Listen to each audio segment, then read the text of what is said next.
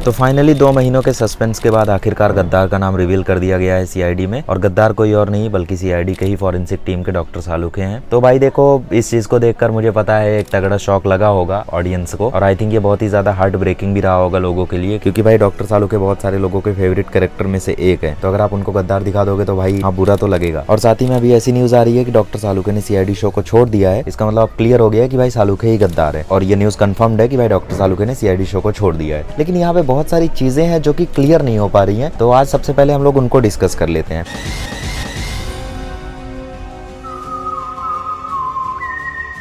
तो देखो, सबसे पहली बात, इन लोगों ने गद्दार दिखाया डॉक्टर सालुखे को, वो मैं मान लेता हूँ। उसके बाद लोग इतना नॉर्मली रिएक्ट कर रहे थे कि मतलब जैसे कुछ हुआ ही ना हो। भाई तुम्हारी टीम का एक मेंबर गद्दार निकला है, तुम रिएक्ट तो करो। ना तो दया का कोई रिएक्शन आया, ना तो अभिजीत का कोई रिएक्शन आया। अभिजीत ने सिर्फ एक पंच लाइन मार दी, खत्म। फिर सचिन जब कुछ बात करने जा रहा था तो उसको दया ने रोक दिया, और साथ ही में इसी प्रद्युमन सिर्फ मुस्कुरा रहे थे। भाई मतलब तुम्हें थोड़ा इमोशनल ड्रामा उस टाइम दिखाना चाहिए था ऑडियंस को यार। और कितना नॉर्मली एंड हो गया, और कितना सिली रीजन दिया डॉक्टर सालुखे ने, मुझे क्रेडिट नहीं मिलता था इसलिए मैंने गद्दारी की। कुछ भी भाई, तो बहुत ही ज्यादा सिली रीजन दिया यहाँ पे डॉक्टर सालुखे ने। लेकिन अब मैं तुम्हें यहाँ पे रियलिटी बताता हूँ, ठीक है। जहां तक मैं सीआईडी के मेकर्स को जानता हूँ, भाई डॉक्टर सालुखे को उन लोग सीआईडी से नहीं निकाल सकते। क्यों नहीं निकाल सकते? क्योंकि उन लोग डॉक्टर तारिका की एंट्री करवा रहे हैं ऑडियंस की डिमांड पे। उन्होंने दया की एंट्री करवाई ऑडियंस की डिमांड पे। और तुम्हें क्या लगता है वो डॉक्टर सालुखे को एग्जिट करवा देंगे? बिल्कुल नहीं भाई। तो ये बेसिकली उनका मास्टर प्लान है, ठीक है। मतलब सीआईडी की हर एक टीम को पता था कि एक एक्टिंग होने वाली है जिसमें डॉक्टर सालुखे को गद्दार बताया जाएगा, तो हमें बस सिचुएशन के हिसाब से नॉर्मली रिएक्ट करना है, ठीक है। तो इसलिए डॉक्टर सालुखे को वहाँ पे नॉर्मली गद्दार दिखा दिया गया और उनको लेकर चले गए।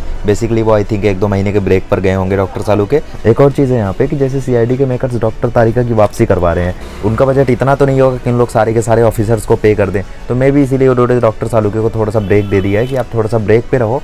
और इसीलिए आप लोगों ने ये भी देखा होगा कि एक एपिसोड में दया नहीं रहता है, एक एपिसोड में अभिजीत नहीं रहता है, फिर किसी एपिसोड में एसीपी प्रद्युमन नहीं रहता है। तो आप लोगों ने ये चीज़ देखी होगी। तो वो बजट के ही कारण हो रहा है थोड़ा सा। बाकी फ्यूचर में आई थिंक इन चीज़ों को फिक्स कर देंगे जब सीआईडी की टीआरपी कुछ ज्यादा हो जाएगी, उनको अच्छे स्पॉन्सर मिल जाएंगे। तो मे भी ये भी एक रीजन हो कि उन्होंने डॉक्टर सालुखे को गद्दार दिखा दिया, क्योंकि आगे तारिका को भी शो में रखना है। तो अभी के लिए जो डॉक्टर तारिका है उनकी एंट्री करवाई जाएगी, जिससे टीआरपी थोड़ी बहुत संभली रहेगी। उसके बाद जब टीआरपी धीरे धीरे डाउन जाना शुरू होगी तो डॉक्टर सालुखे का कमबैक करवाया जाएगा, और फिर आई गैंग वाले पार्ट को वापस लाया जाएगा। शायद कोई एक नई गैंग की प्लानिंग हो रही थी सीआईडी में कि भाई हम लोग किसी एक नई गैंग को लाते हैं जो आई गैंग से भी ज्यादा खतरनाक हो। तो मे भी उस प्लॉट को शुरू किया जाए तो डॉक्टर सालुखे का उसमें जरूर कमबैक होगा, और फाइनली ये रिवील होगा कि गद्दार कोई भी नहीं था। या फिर यहाँ पे एक और चीज है जिसके ऊपर किसी की भी नजर नहीं गई, और वो चीज है डीआईजी का वहाँ पे प्रेजेंट होना। क्योंकि उस पर्टिकुलर मोमेंट पे डीआईजी वहाँ पे प्रेजेंट था, और डीआईजी के सामने एसीपी प्रद्युमन ने गद्दार का नाम रिवील किया। तो ऐसा बिल्कुल पॉसिबल है कि डीआईजी खुद गद्दार हो, क्योंकि इन्होंने तो सिर्फ ये बोला ना कि भाई टीम सीआईडी की टीम को तोड़ने में वो कामयाब हुआ है, एक गद्दार है तुम्हारी टीम में। तो भाई टीम का ही तो हिस्सा है डीआईजी भी। तो बेसिकली जो डीआईजी है आई थिंक वो गद्दार हो सकता है, क्योंकि उसी डीआईजी ने पूर्वी को भी नजर रखने के लिए कहा था, उसी डीआईजी ने एसीपी प्रद्युमन को उड़ाने के लिए भी कहा था कि असली है या नकली,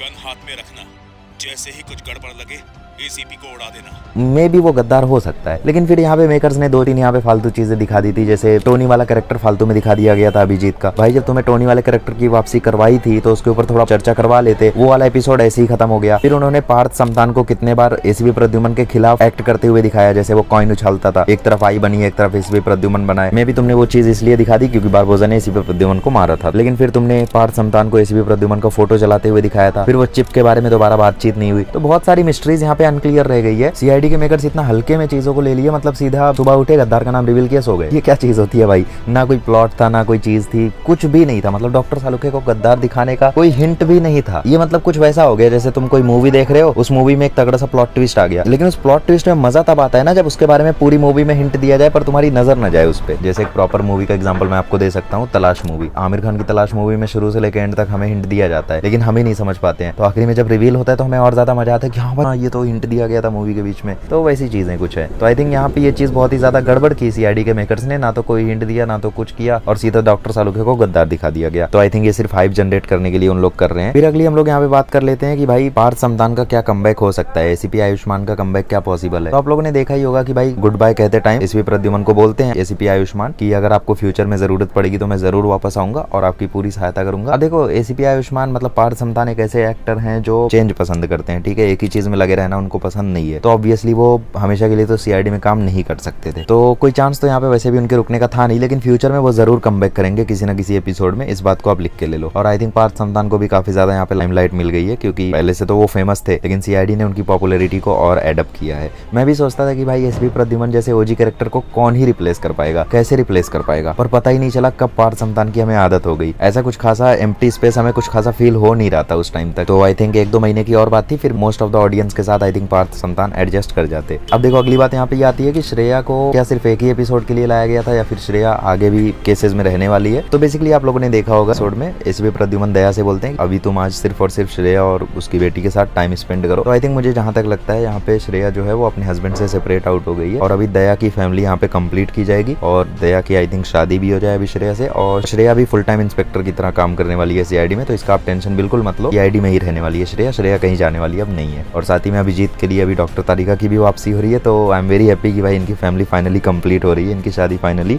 हो रही है। सो यस, श्रेया कहीं पर भी नहीं जा रही है, श्रेया आगे भी सीआईडी में काम करने वाली है, तो इसका आप लोग बिल्कुल भी टेंशन मत लो। ओके, तो हम लोगों ने ये चीज देख ली कि भाई प्रॉब्लम्स क्या क्या है, कौन कौन सी इनकंसिस्टेंसीज है सीआईडी के अंदर। अभी हम लोग बात कर लेते हैं कि भाई फ्यूचर प्लान्स क्या रहने वाले हैं सीआईडी के मेकर्स के द्वारा, और कुछ बढ़िया थ्योरीज पर बात कर लेते हैं। जैसे पिछले वीडियो में हम लोगों ने कुछ थ्योरीज पर बात की थी। तो बेसिकली फ्यूचर थ्योरी में एक पॉसिबल थ्योरी जो बढ़िया सी थ्योरी मुझे लग रही है वो मैं आपको बताता हूँ। आने वाले एपिसोड्स में आप सबसे पहले ये रिवील करो कि डॉक्टर सालुके गद्दार नहीं है, डीआईजी को धोखा देने के लिए हमने सिर्फ ये गेम खेला था। ठीक है, डीआईजी असली गद्दार है, और फिर जो डीआईजी है उसको एक्सपोज करे डीसीपी चित्रोले की एंट्री करवाओ आप, जो कि डीआईजी को एक्सपोज करे कि ये गद्दार है, और उस टाइम सब लोग ब्यूरो में ही रहे। और जैसे ही हम लोग उसको गद्दार एक्सपोज करे तुरंत वो एपिसोड खत्म हो जाए, और अगले एपिसोड में ब्यूरो पर अटैक करवा दो बारबोजा के द्वारा। जैसे पिछले बार अटैक किया था वैसा कुछ मत करना भाई। पिछला वाला अटैक तो मतलब एकदम अनरियल लग रहा था, जो मिल रहा है मारे जा रहा है बारबोजा, कोई उसको मार ही नहीं पा रहा था। लेकिन अब की बार ऐसा कुछ मत करना, अब की बार आप एंट्री करवाओ बारबोजा की, और उसके बाद डीआईजी और बारबोजा मिलके पूरी की पूरी टीम को कैप्चर कर ले, और पूरी की पूरी टीम को कैप्चर करके जंगल वंगल में लेकर जाए और वहाँ पे सीआईडी टीम को ट्रैप कर ले। उसके बाद उस पर्टिकुलर मोमेंट पे एंट्री करवाओ आप आईसीपी आयुष्मान की, और आईसीपी आयुष्मान आके हर एक टीम मेंबर को बचा ले, और फिर उसके बाद बारबोजा जो है वो देश छोड़कर भागने वाला रहता है, और फिर पूरी टीम बारबोजा के पीछे जाती है। लेकिन फिर पता चलता है कि जो देश छोड़कर भागने वाला है वो असली बारबोजा नहीं है, वो कोई नकली बारबोजा है, जैसे सीजन 1 में हुआ था। अब इसके बाद जिस जगह पर इन लोग ट्रैप्ड थे, जिस जंगल में, उसी जंगल में सीआईडी की टीम वापस आकर जासूसी शुरू करती है, और फिर इनको कई सारे एविडेंसेस मिलते हैं, जिससे धीरे धीरे इनको बारबोजा के सीक्रेट बंकर के बारे में पता चलता है। फिर इन लोग बारबोजा के बंकर में पहुंचते हैं, और फिर वहां जाकर इन्हें असली बारबोजा मिलता है, और फिर बारबोजा और सीआईडी टीम फाइनली आमने सामने होती है। वहां पे कुछ तगड़ा एक्शन दिखाओ, कुछ इमोशनल एंगल दिखाओ, 1-2 गोली लगवा दो। ठीक है, मैं तो मान दो चलो 1-2 सीआईडी ऑफिसर आप शहीद कर दो, जो भी 2 नए ऑफिसर है किसी एक को शहीद कर दो। और उसके बाद फिर आप अच्छी खासी फाइट दिखाने के बाद गोली लगवाओ। ठीक है, 1 आधा गोली एसीपी आयुष्मान को लगवा दो, और फिर फाइनली बारबोजा को कैप्चर करवाओ। और बारबोजा को कैप्चर करने के बाद, और जैसे ही बारबोजा को कैप्चर करने के बाद सीआईडी टीम उसको ब्यूरो में लेकर जाती है,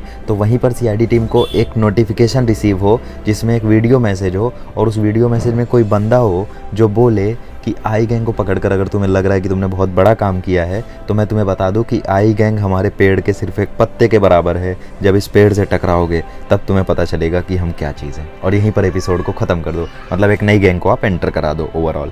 ठीक है, तो ये सुनने में तो बहुत बढ़िया लग रहा है, तो आई डोंट थिंक मेकर्स इसको अपनाने वाले हैं भाई। मेकर्स का तो अलग ही चलता है। अब देखो आगे से मेकर्स को कुछ भी करो भाई, तुम कोई भी स्टोरी लाइन लाओ, कुछ भी करो, मुझे उससे कोई प्रॉब्लम नहीं है। लेकिन मेकर्स से मैं 2 चीज़ बोलना चाहता हूँ। पहली चीज़, तुम एक तो इमोशंस को थोड़ा रॉ करो। बहुत सारे एपिसोड्स हमने अब की बार देखे जिसमें इमोशन उतना फील नहीं हो रहा है। तुमने दया अभिजीत की दोस्ती ऐसे ही करवा दी, तुमने सालुके को गद्दार ऐसे बता दिया, सचिन को कोमा से ही ऐसे निकाल दिया, कुछ भी हो रहा है भाई, इमोशंस हमें फील नहीं हो रहे हैं। एपिसोड 1 से ये चीज़ मैं देख रहा हूँ, इमोशंस कुछ खासा हिट नहीं कर रहे हैं। और दूसरी चीज़ भाई, इनकन्सिस्टेंसी खत्म करो। कोई भी स्टोरी लाइन तुम शुरू करते हो, कोई भी प्लॉट तुम शुरू करते हो, उसका सिग्निफिकेंस दिखाओ, अच्छे से समझाओ कि उस सीन का इंपॉर्टेंस क्या था, वो सीन क्यों रखा गया था। ऐसे ही मत रख दो उस सीन को, वरना फिर कुछ खासा मजा आएगा नहीं। और एक और वार्निंग है जो आई थिंक मेकर्स को जिससे बचकर रहना चाहिए, और वो है रेपिटेटिव स्टोरी लाइन का। ये कुछ वैसा हो जाएगा जैसे पोपटलाल की शादी नहीं हो रही है, वैसे सीआईडी से आई गैंग नहीं पकड़ी जा रही है। तो अगर बार बार तुम आई गैंग का प्लॉट यूज करके टीआरपी लोगे तो आई थिंक वो उतना बढ़िया नहीं रहेगा। आई थिंक तुम्हें आई गैंग के चैप्टर को अगले वाले प्लॉट में खत्म कर देना चाहिए। ठीक है, और किसी बड़ी गैंग को भिड़वाओ, किसी साइबर गैंग के सामने रखो सीआईडी को, तो बहुत सारी चीजें आप कर सकते हो।